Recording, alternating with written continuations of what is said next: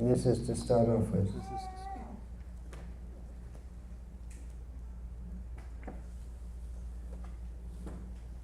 What is the difference between Krishna's expansions and incarnations? Do they come for different purposes with specific potencies? That's a very big question. If you get into all the technical details, that's a very big question. If you want to know about this more thoroughly, you have to see Chaitanya Mahaprabhu's teachings to Sanatana Goswami as given in the Sri Chaitanya Charitamrita, and that's also in the teachings of Lord Chaitanya. Krishna's expansions, well, there are two types, Vibhinangsha and Svangsha. Vibhinangsha means the jivas, Mamaivangsho jiva loke jiva bhuta sanatanaha. And Svangsha means Vishnu forms, which may be in the spiritual world or in the material world. When they come to the material world, they're known as avatars, which is sometimes rendered in English as incarnation. Do they come for... In other words, all Vishnu forms other than Krishna himself are expansions, and and some expansions are incarnations, those that come to this material world. There are different purposes. Do they come for different purposes with specific potencies? Yes. The different forms of the Lord appear in this world for particular purposes. This is described in the third chapter of the first canto of Srimad Bhagavatam. It gives a list of 24 incarnations, and the specific purpose of them is given, the specific purpose for their coming. And they exhibit different levels of potencies. Even Krishna himself doesn't always show his full potency when he comes to this world. He often hides his potencies. So like I say, it's a very big topic, which in this session I won't get into so much. Yeah, there's so many questions from one person. Usually No, those are different people. Their names are assigned at the bottom. Oh, I see. Sometimes okay, I see. It looks like the same. I wrote down. I see. I see. That's why they look the same, because you wrote them all down. You acted as a scribe. Well, they didn't have paper. I see. At the time of initiation, who takes the karma of the disciple? In the disciple's course, selecting the answer as Diksha Guru was adjudged to be the wrong answer. Well, really? It was a combination of Diksha and Diksha Guru was the right answer. Combination of Diksha? And Diksha and Shiksha Guru, both together, that was the accepted answer. That was the accepted answer. You should ask for Shastric reference in this regard. It's very clear from Hari Bhakti Vilas that it's the Diksha Guru takes. Of course, by chanting Hare Krishna even before initiation, you can be freed from all sins.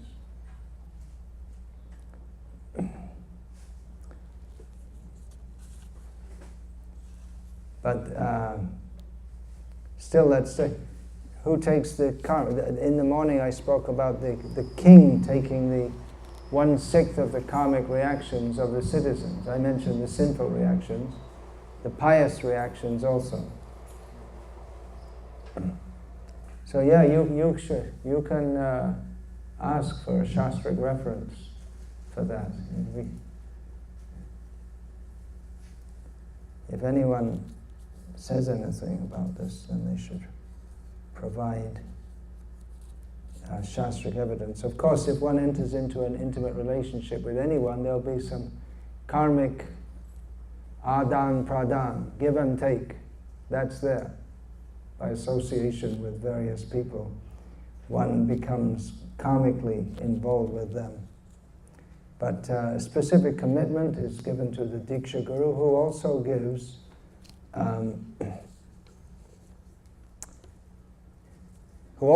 a commitment to, it's a commitment on both sides. The disciple commits to accept the instructions of the Guru, and the Guru accepts to deliver the disciple by giving instructions, not by electric shock treatment, as is sometimes, or simply by glancing. It's sometimes in folklore, it's thought that simply by the touch of a Guru or simply by looking, that may have an effect, but the standard system is that the Guru instructs. And then another, I mentioned earlier in a lecture today that the son of a potter should be trained as a potter.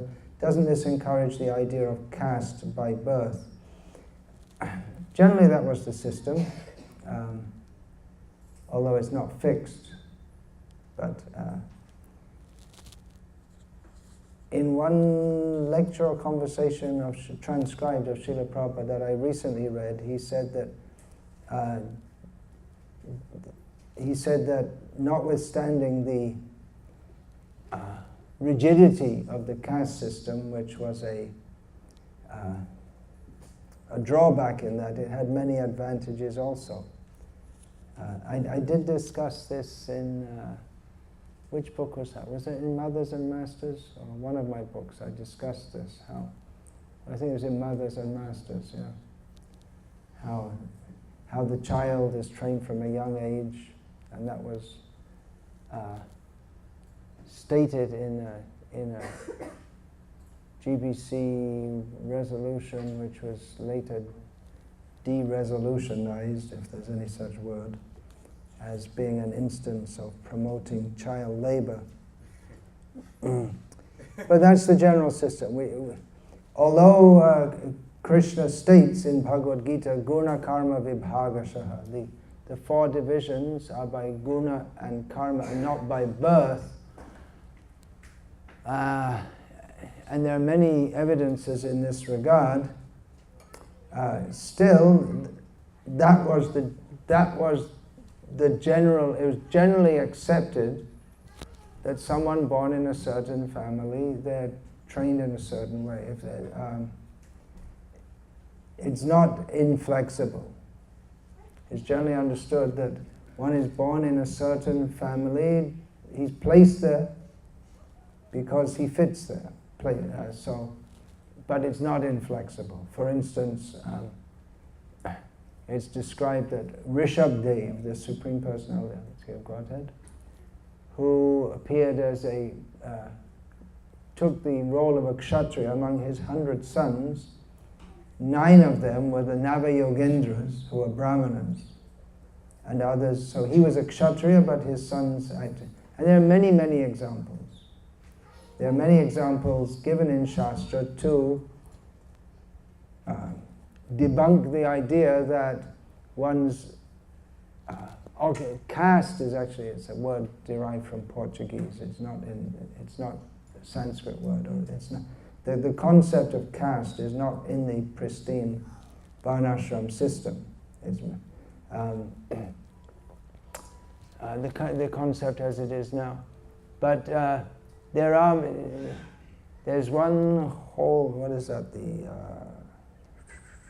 Rajasuchika Upanishad. The whole Upanishad is it's a very short Upanishad, which describes different instances of people who are born in different ways and who became brahmanas, and all kind of born from a pot, born with the horns of a rabbit, or there's no such thing as the horns of a rabbit. That's an example. That's another example given to the Rishya Shringa. The horns, had the horns of a deer.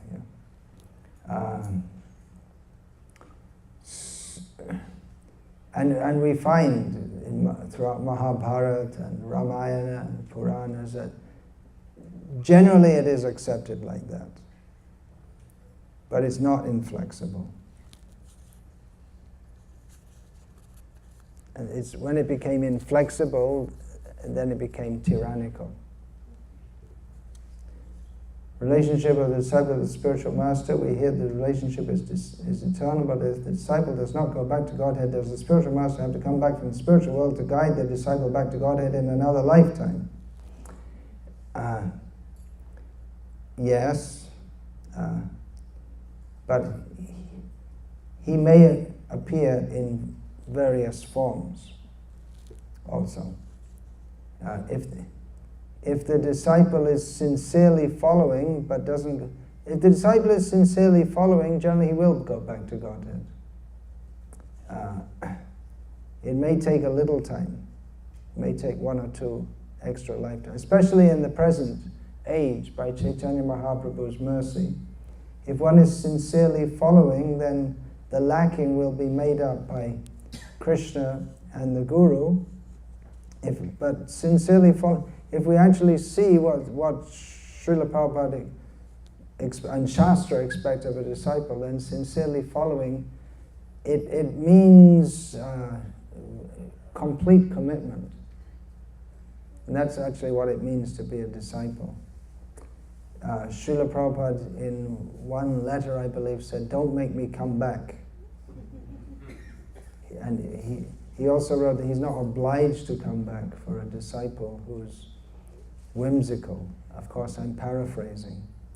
The spiritual master, does he have to come back? Well, he may not be obliged. He may do so out of his kindness. And generally the spiritual masters are kind. As I understand it, Srila Prabhupada coming to this world to deliver the fallen souls on behalf of Chaitanya Mahaprabhu, it's not that Prabhupada did it once and then phew, it's all over. Let's go back to Godhead. Like, as in the Christian or Islamic tradition have the idea that God created some beings in the vast expanse of eternal time. God created some beings in this world. Then he sent Jesus or different prophets like Muhammad to deliver them. And then most of them go to hell forever. And some of them go to heaven, and then it's all over. But then it's however long it is, it's just a second in eternal time. In that sense, I don't see that Srila Prabhupada is like that. He just comes once and it's all over. But if he has compassion for the conditioned souls, so he may come again and again and again. Chokudana diloje janme janme prabhu se. Means that doesn't mean that, okay, I'll take birth after birth and you have to come back again. But the concept of taking birth again and again, of course that comes, Chaitanya Mahaprabhu in his Shikshashtakam states that he's prepared to do so. And the Vaishnava doesn't think, yeah, well, I'm going back to Godhead. See, I'm going, you may not be going, but I'm going. You can all stay here if you like, but I'm going back to Godhead. The devotee doesn't say that. We don't find that the acharyas say that. He thinks I'm not fit to go back to Godhead. Srila Prabhupada wrote at the end of his Vyasa Puja offering an essay called The Universal Teacher. Well, at the beginning he stated that the Guru is one. He appears in various forms, but the Guru is one. Later, after Srila Prabhupada had passed away, some of Kirtananda's disciples, they used to exhibit a photo of Kirtananda Swami, Keith Ham, when he was 1 year old, and they put underneath it, "Guru is one." Do you remember seeing that? Guru as well, yeah. That's funny how they could do such a strange thing. But you see that once you get off, you can see how things can deteriorate. So, just on a side note, how many strange things came out of the mind of Keith Ham, Kirtanam Swami. So Srila Prabhupada, in that essay, he made the statement that the Guru is one, but he appears in various forms in various times and places. Even Srila Prabhupada, he stated that this would be the late 1950s or early 1960s. On the order of his Guru, he was promoting the Back to Godhead magazine. He was the Back to Godhead magazine. He was the editor, author of all the articles. He raised funds for printing it. He personally distributed it. Back to Godhead he was everything for the Back to Godhead magazine. And one librarian in Delhi suggested to him, why don't you write books? That will have a more lasting effect than magazines. Now, it was his guru who had told him to make this magazine, Back to Godhead magazine. But he said that he recognized his guru manifested in that librarian. That librarian was not, we presume he wasn't a transcendentalist, may have been a pious Hindu, but Srila Prabhupada said, I recognize my Guru is speaking through this librarian. So exactly how the Guru will speak to us, it may be in diverse ways. Also we have the example of Chintamani, the prostitute, who instructed Bilva Mangal. His Guru spoke to him. She became his Guru in the sense that she directed him toward the life of bhakti. So at the beginning of that lecture, essay Srila Prabhupada wrote that Guru is one, but he appears in a plurality of forms. Again, I don't remember exactly. And at the end of that essay, in which he gives a complete overview of Guru Tattva, he ends it by saying that I am unqualified. I cannot. In fact, it'd be very good. Could we get that up? We could find that the universal teacher. At the end of it, I cannot imagine. I'm unqualified to go to the spiritual world for crores of births, he says. It's in the science of self-realization. Yeah. You can look that up if you know how to do that. You can get the Veda base and then do an F3 search, string search for universal teacher. But they may have renamed it in the Veda base, in the science of self-realization. Very, Srila Prabhupada, his guru called him Kavi, which means poet. So his writing style, abhatavatyapi, even though imperfectly composed according to rules of English grammar, was very poetic, very pleasing. You got that? So anyway, the point is that he is saying, I'm not worthy to be delivered for crores of births.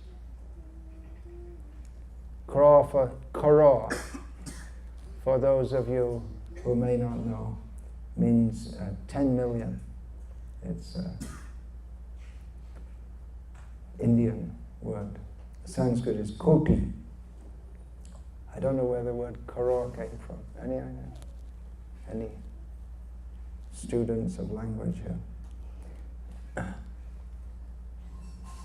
So Guru may manifest in various diverse forms, But if one takes up Krishna consciousness sincerely and seriously, then Kaunteya pratijanihi name bhakta pranashyati. We're not lost. Swablam apyasya dharmasya trayate mahato bhayat. If we take up, again, it's the same message. The general message that Krishna gives, that one who takes up this path of dharma, they will be released from the greatest fear. And more specifically, Krishna says later on, that Arjuna, you say it. This is such an important message. You have to say it. People may doubt me. People may say that Krishna, we can't trust him, but we can trust Arjuna. Arjuna is known as a very moral person. Some people doubted the morality of Krishna, but no one doubted the morality of Arjuna. So Krishna had this spoken by Arjuna. So next question.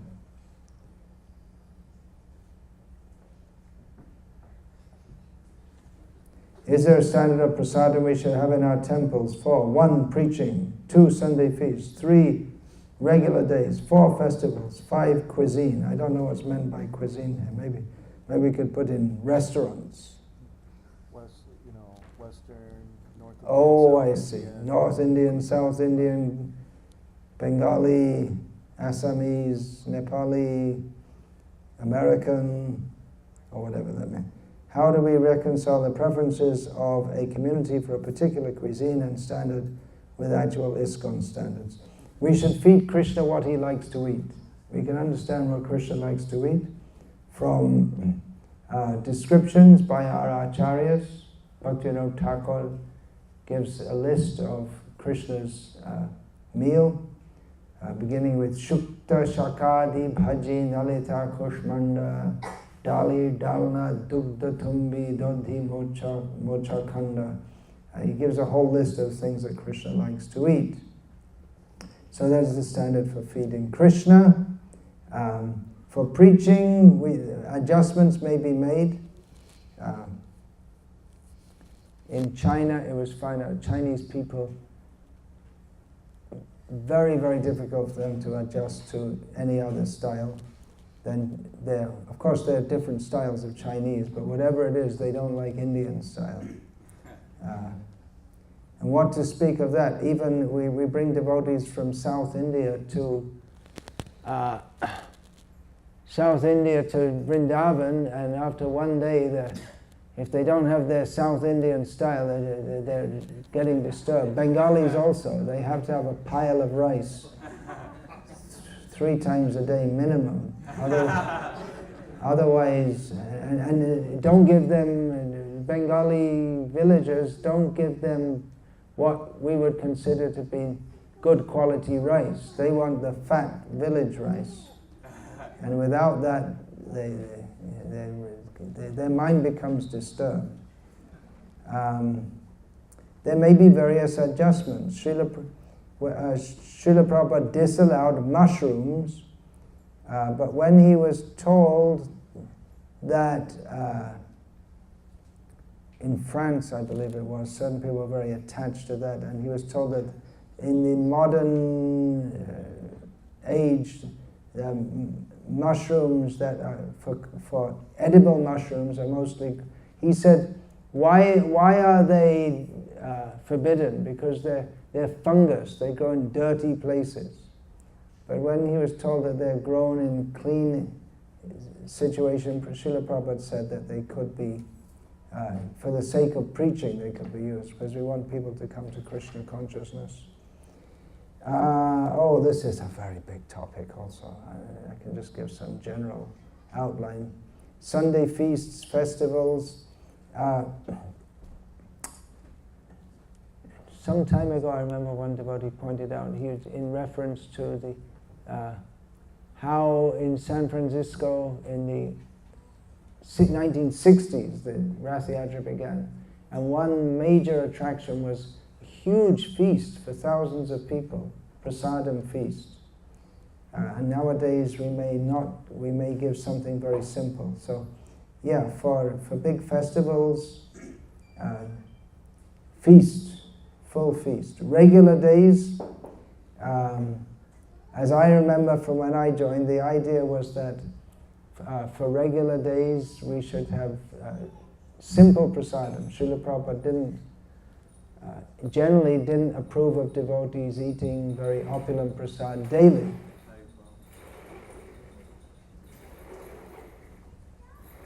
He said that one time there's something no more than 10 chickpeas for breakfast or something. And in London Temple they used to count the chickpeas that they give you. But on Sunday we had such feasts that it was worth not blooping. You wait till Sunday. If you're going to bloop, wait till Sunday. And then you overload yourself so much that you can't go anywhere.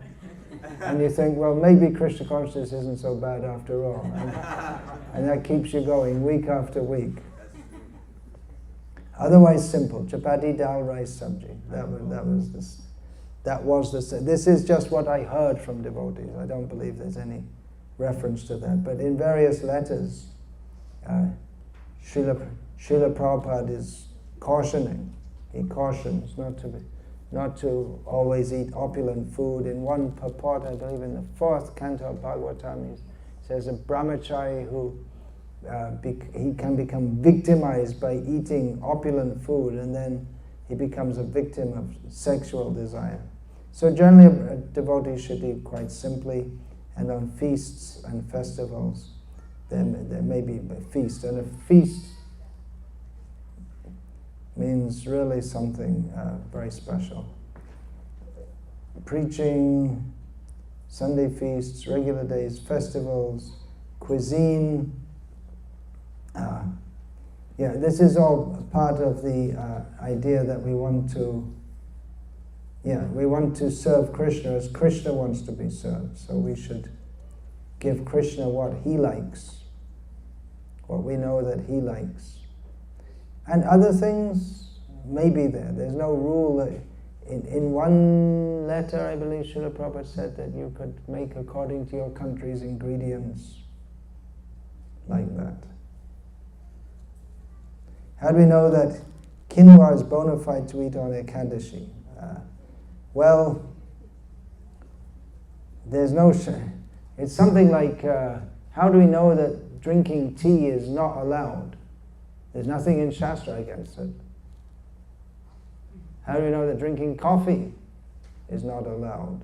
There's nothing in Shastra against it. I remember I was in the house once of a disciple of Bhakti Siddhanta Saraswati Thakur, when his wife brought in tea, and I said, how come you're drinking tea? I may have said it a little more politely than that.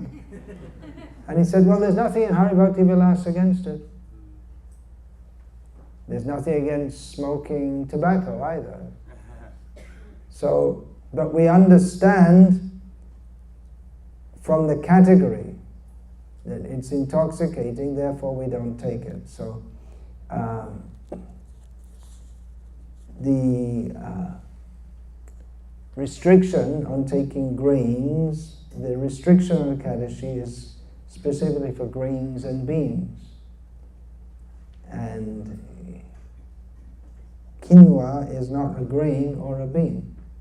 For that matter, how do you know that anything? If you want to get really strict, then you shouldn't take, there's so many things you shouldn't take on Ekadashi. You shouldn't take anything, actually.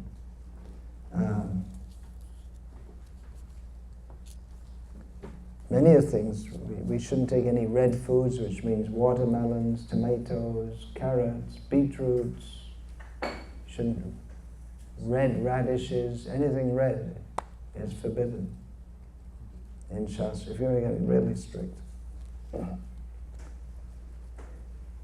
I remember once, it was in Hyderabad, there was eggplant sabji being served in the morning for breakfast. And one devotee turned up, it was during Chaturmasya, when you're not supposed to take eggplant, according to Hari Bhakti Vilas.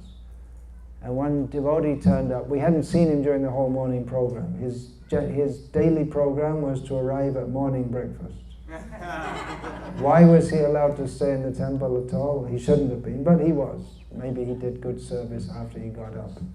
He came and said, "Oh, you're eating eggplant. That's not allowed in Chaturmasya."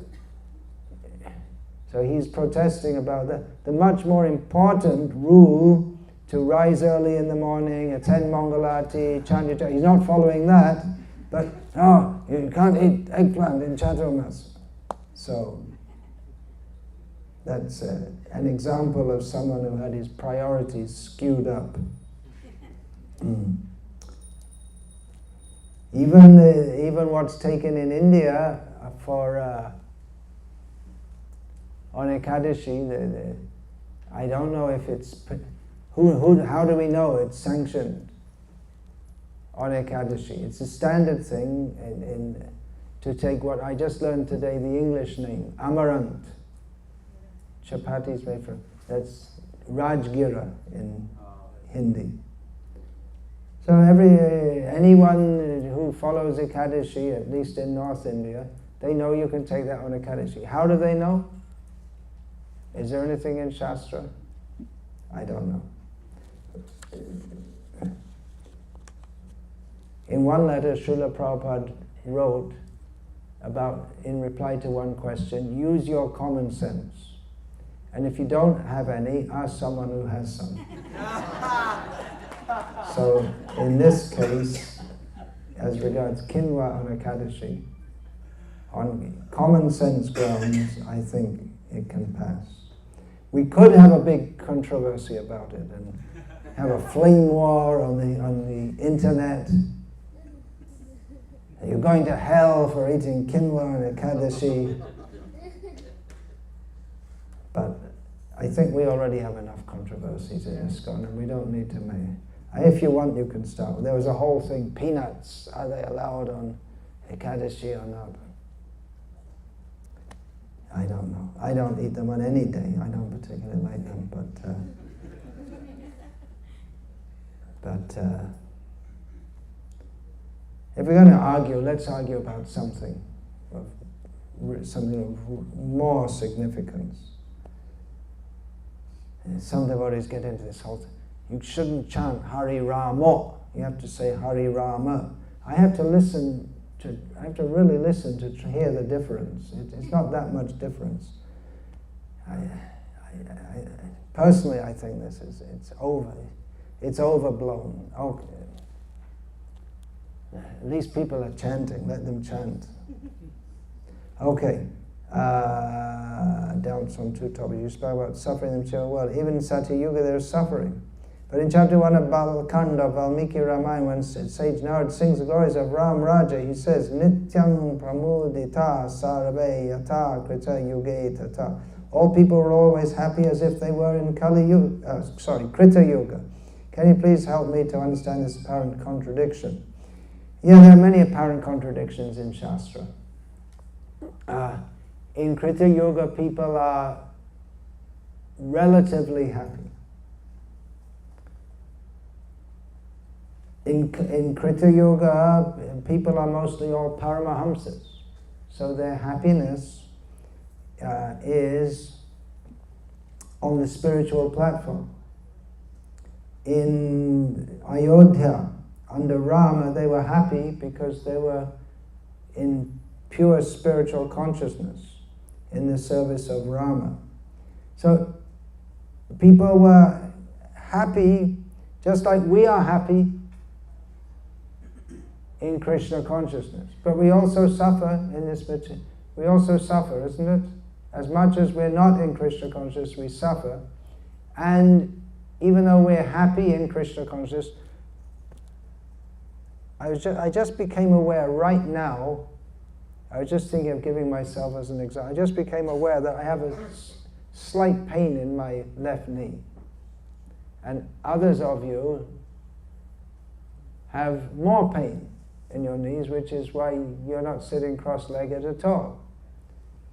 So that's one kind of suffering. But you're also happy. Isn't it? Chandrasekhar Prabhu has got pain in his knees, but is he happy or not? He's always happy. So there's suffering, but by spiritual consciousness one can transcend that. But still this material world is a place of suffering. That's one answer to that. There's one more question. On the other side. You spoke about artha and anartha. The 4 purusharthas. I didn't get into that. Dharma, artha, kama, and moksha. The 5th is prem. Premo pamartha mahan. I understand why artha and kama are wrong. True devotees are never interested in moksha. But why is dharma clubbed with the others? Oh, I just spoke on this somewhere, just a few days ago. I can't remember exactly where. Lord Rama is referred to as Dharmagya, the knower of Dharma. Is this due to the difference between mundane duties and spiritual duties? Yeah, artha, which in this context means wealth, money, and kama, desire for sensual enjoyment, prestige, stri aishvarya, prajapsava, family, and all this kind of thing. So that's material desire. So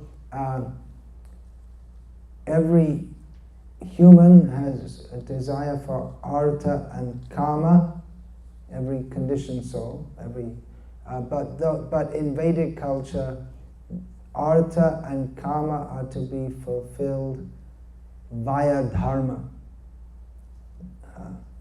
So those, and people who are more exalted, they aspire for moksha, and beyond that is Krishna Vishayak Prem, Param Purushartha, Jaha Age Trina Tula Chari Purushartha. Chaitanya Mahaprabhu said that Prem, of which the subject is Krishna, Krishna Prema, is the highest goal of human life, in comparison with which dharma, artha, kama, and moksha are as significant as grass, in other words, insignificant.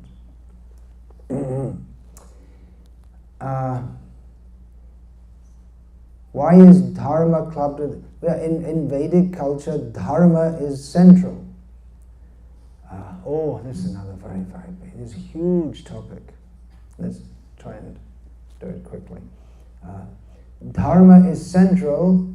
Dharma, in this context, means a way of life prescribed by Shastra for fulfilling one's material desires and fulfilling one's artha is fulfilling one's necessities, and on top of that there's desire, fulfilling one's sensual desires, and ultimately bringing one to the point of aspiring for moksha.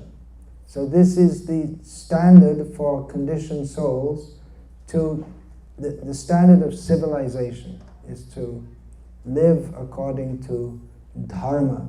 And from this platform, they become eligible to take up Krishna consciousness. In that culture is suitable for taking up Krishna consciousness.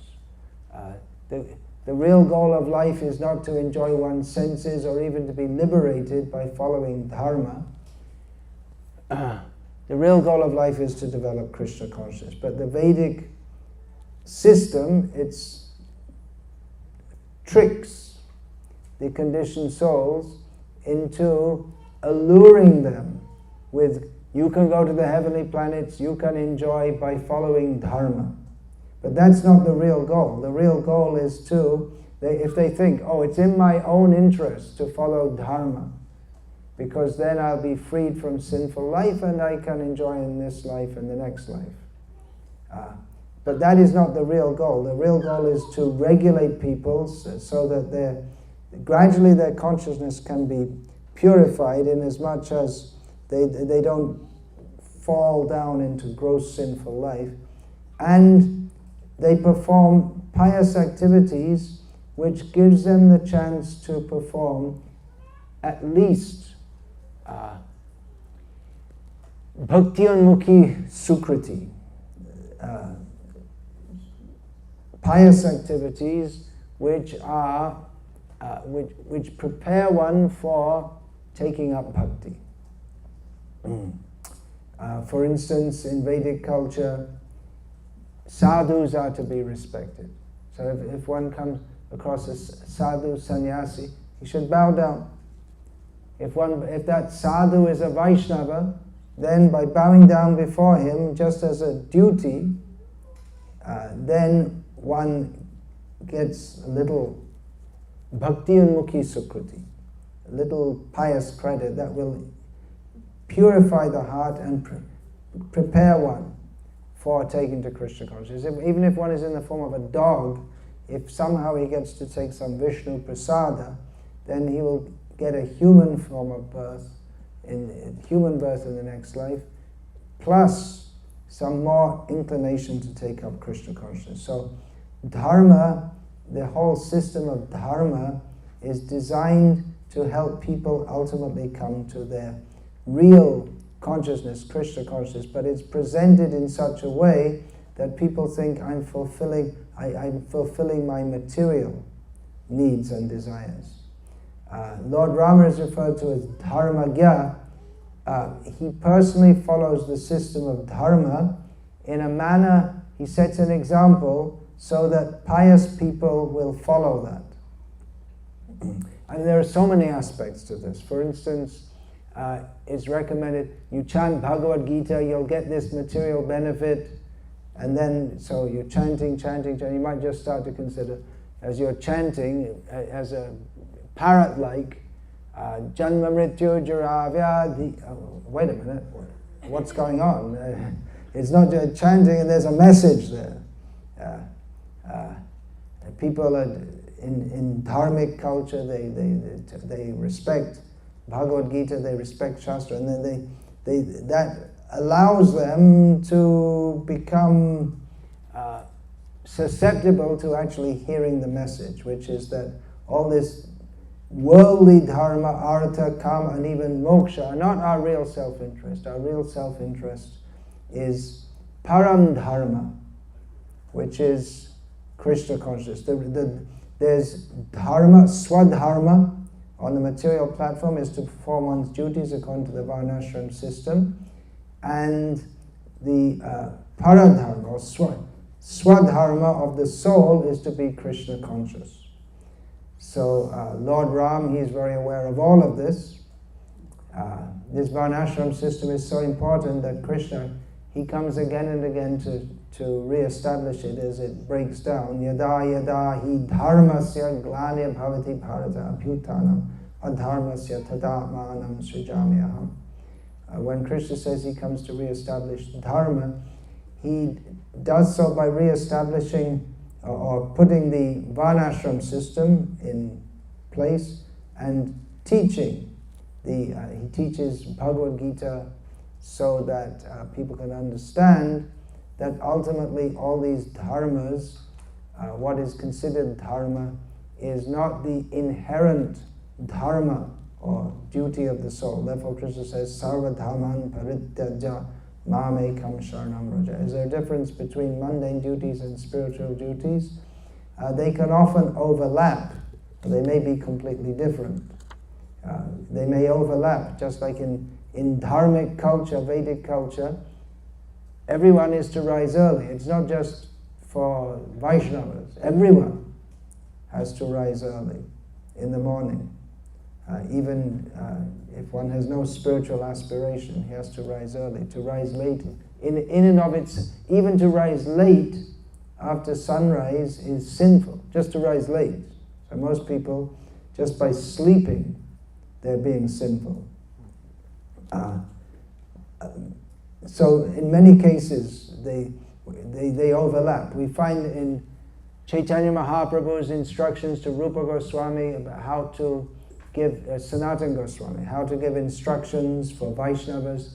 There are things like Danta Dhavana, which means cleaning the teeth. What's spiritual about that? Well, it is spiritual if it's done Krishnarte Kila Cheshta. Everything should be done for the satisfaction of Krishna.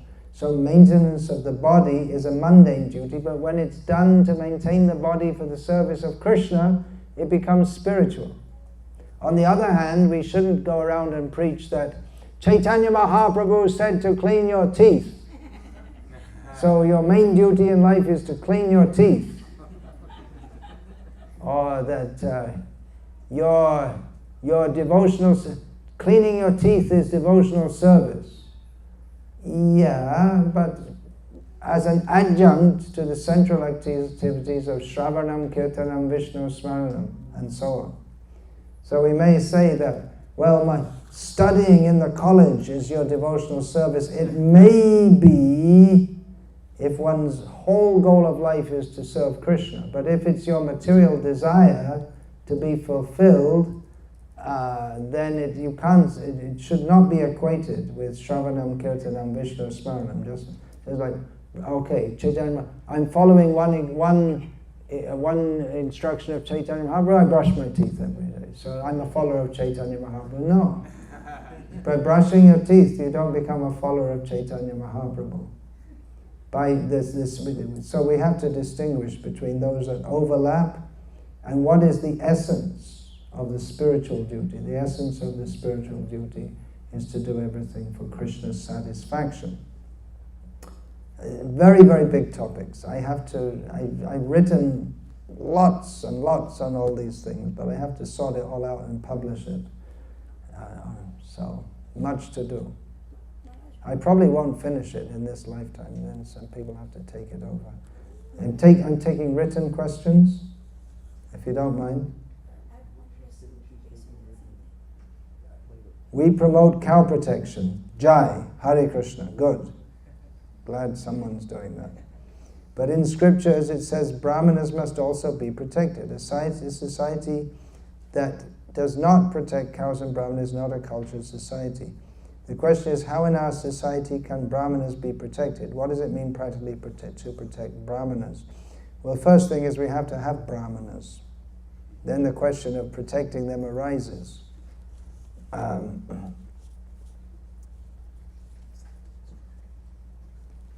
Vaishnav is automatically a Brahmana. From the social point of view, the Brahmana who is to be protected, there's some distinction there between the Brahmana and the Vaishnava. Vaishnavas should also be protected, but from the social point of view, some Vaishnavas are protectors, like Arjuna was a protector. Arjuna was a Vaishnava, but he was not one to seek protection or to be protected. He was a protector because he was in the role of a Kshatriya. So when it says that Brahmanas are to be protected and Vaishnavas are Brahmanas, automatically, Brahmanatva, or the status of being a Brahmana, is automatically included in Vaishnavatva, or the status of being a Vaishnava. But socially, Brahmanas, they have specific roles to perform. Yajana, yajana, patana, patana, dana, pratigraha. And they personally perform sacrifices, they perform sacrifices for the benefit of others, they study Shastra, they teach Shastra, they accept charity, and they give in excess in charity themselves. And they have the quality, Shamodama, Tapashocham, Kshante, Arjamam, Evacha, Jnanam, Vijnanam, Astikyam, Brahma Karma, Svabhavajam. They have naturally the qualities of peacefulness, self-control, austerity, cleanliness,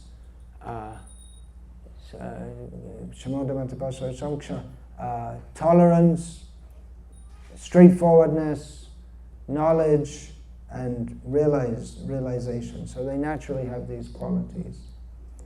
So such brahmanas are those to be protected. In other words, they don't endeavor for protection for themselves. They simply perform their important duty of acting for the religious and spiritual welfare of society. Therefore, they require to be protected and maintained. We don't have any such mechanism instituted in our society for doing that. And therefore we find quite often a devotee who is well trained as a Vaishnava, Brahmana, studying Shastra, competent to teach Shastra. He becomes married and then he becomes obliged to act in a manner that for his livelihood he acts as a Shudra. In this way we lose. We train people for years and then so much of their life goes in just making a living. So how can we afford to support so many people?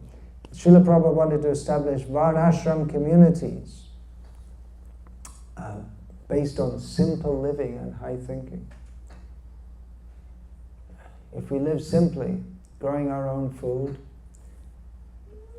and cotton and making our own clothing, then to support all these problems, all these social problems, how to care for the elderly, care for the sick, all these things can be taken care of by establishing Varnashram society. It's a major part. And that also, the farm communities also includes cows. So there can be cities also in Varnashram society, of course. We find that there were cities. Krishna lived in the city of Dwarka. Srila Prabhupada wanted to start it from the land. The modern cities are not very suitable for establishing pristine Varnashram. So again, I'm just answering this quickly because it's, these are very, very big topics. What does it mean practically to protect Brahmanas? Yeah, it means they should be physically protected and maintained. Okay, there's no more time now.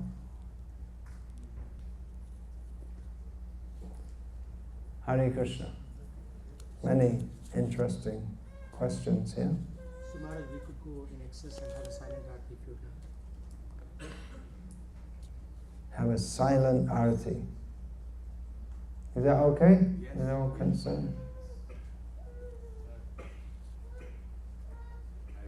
Who's the town president? Is here? No one's objecting. Okay. What's the first word here? Looks like but you... It's crossed out. Okay. When I pray every morning...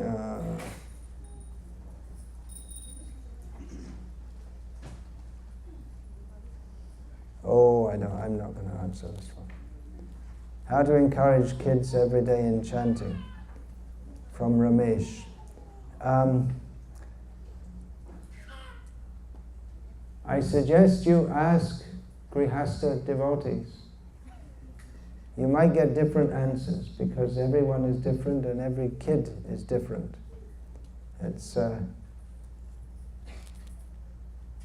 People can be amazing. It's amazing how different everyone is.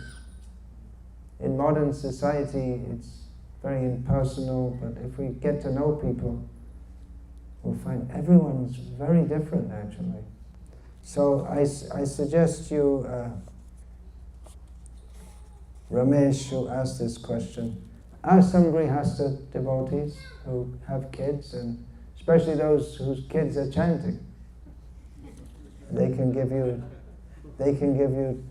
the time to answer this in more detail. But there might not be any one specific formula. When we try to abstain from some enjoyment for some time, that desire comes back after some time and we end up giving in. So is indulgence in desire to purify it better, or keep saying no? If so, how can we not become victim again? It's a bit difficult to say because it's put in a rather vague way. That this is a someone's personally having such a syndrome. We end up giving in. Is indulgence in desire to purify it? What does that mean? Indulgence in desire to purify it. Well, there are ways to indulge in desires to purify it by dovetailing in Krishna consciousness. Actually, this obviously someone has a specific syndrome, but without giving the details, it's difficult to say. So I suggest that you work this out with and giving more details with some devotee who you feel confident in to advise you. Why is the chanting the holy names in particular so pleasing to the Lord in this age of Kali? In one purport, Srila Prabhupada writes that the chanting of the holy names is always efficacious, but especially in Kali Yuga. Well, Krishna always likes to hear his names chanted. He likes that. When people call out to him helplessly, especially when they call out to him helplessly. But it's not so much that Krishna himself becomes more pleased when people chant in Kali Yuga, but in Kali Yuga there is no other way.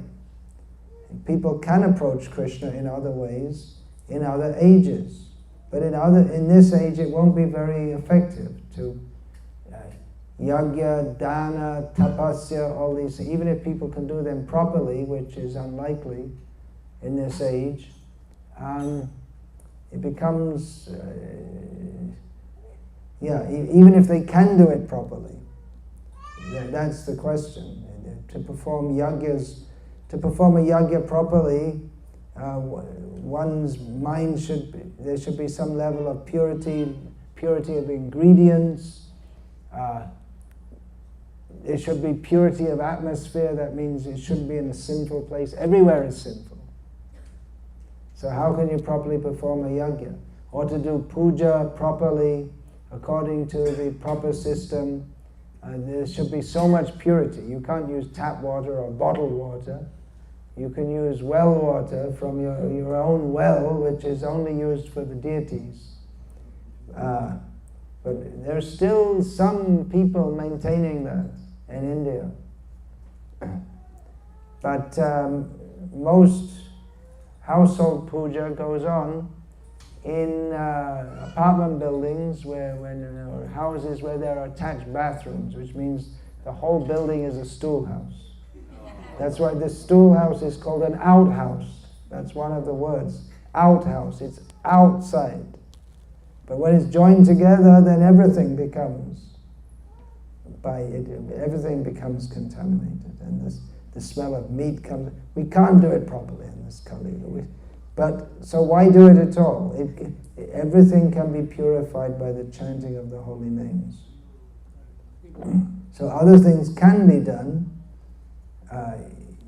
Yagyas can be done. Deity worship can be done. But without the purification of chanting the holy names, those processes, they won't be effective. They'll be simply full of offenses. So in this age of Kali, also because people are suffering so much, that it's actually an advantage. They can call out with feeling to Krishna. And that calling out with feeling is the essence of chanting the holy names, which in more ritualistic processes, performing yagyas or reciting shastra, that feeling is less directly expressed, if it's there at all. Often people perform yagyas, but in in a ritualistic way, it doesn't in and of itself engender that kind of feeling that comes from chanting the holy name. In performing, it's not that one, maybe it's not necessarily that one's doing it without feeling, but in yajna there's the feeling that I'm doing this, I have brought all this together, I'm doing this, I'm a qualified priest for performing this, or I am the rich man who has made this possible. But in the holy names calling out, there's ourself and Krishna. Krishna, please deliver me. So that pleases Krishna more than anything. The mood of helplessness of the devotee. This we should discuss. That's also why we need to discuss Shravanam and Kirtanam. Otherwise, if the Kirtan is without that feeling of calling out to Krishna, O Krishna, O energy of Krishna, please engage me in your service. Without that, then it degenerates into a musical performance, and that's not very pleasing to Krishna. Of course, Krishna also likes music. Music may be performed for Krishna's pleasure. And it's not that to please Krishna we have to play the kartals out of time and sing out of tune. We should try to sing in a melodious manner also. But we always have to remember that the essence of kirtan is calling out to Krishna in helplessness. Please deliver me. And Krishna, he responds just like a mother responds to the child. Srila Prabhupada says that we should call out like a helpless child, calling out to the mother. And naturally the mother responds. So if we call out with that feeling, then Krishna, who likes to give shelter to his devotees, he responds. If we call with that helpless mood. There's the picture of Gajendra calling out to Krishna in helplessness. Krishna personally came to deliver him.